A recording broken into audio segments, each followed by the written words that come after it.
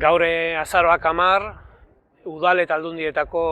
delegatuen nazio batzarra egin dugu hemen Altsasun. Egia esan oso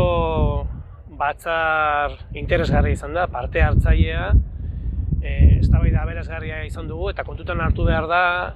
udal foru deritzogun sektore hau oso anitza dela, oso atomizatua,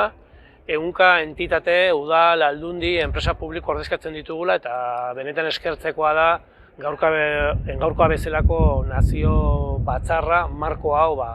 gure eztabaidak konfiantzan eta denbora nahiko egin ahal izatea, ez?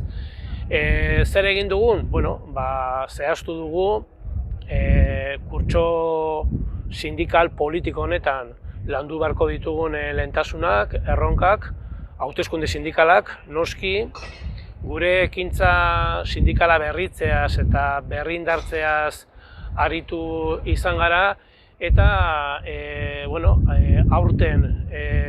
mahai gainean dagoen gai potoloa, egonkortasuna, egonkortze prozesuak, behin-behinekoak diren langile horien guztien kontsolidazioaz luze aritu gara eta esku hartu den dugu momentu honetan urtea amaitu baino lehen ehunka entitatetan, udal, aldundi, enpresa publiko, fundazio, gure esparru guztian onartu eta argitaratu beharko ditugun oinarriak. Hau da, bada garaia enplegu publikoa egonkortzeko, enplegu publiko duina sortzeko eta horretan orain abenduak 31 baino lehen negoziaketa kolektiboan eragiteko aukera daukagu eta horretan arituko gara. Konpromezu zehatzak ere hartu izan ditugu, esan dugu, egokituko zaigula kurtso sindikal honetan gure ekintza sindikala berritzea eta berrindartzea eta mobilizazio ildoa garatzeko konpromezu hartu dugu 3 ardatzen inguruan, lehenik eta behin enplegu publiko duina,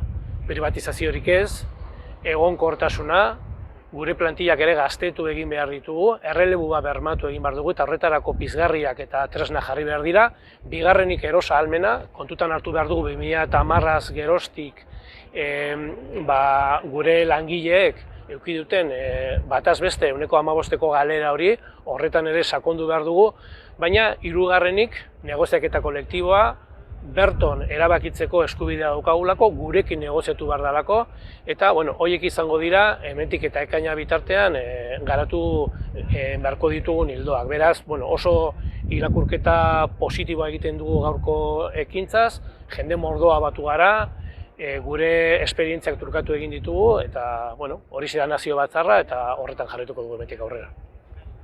Udal eta foru zurekin bagara!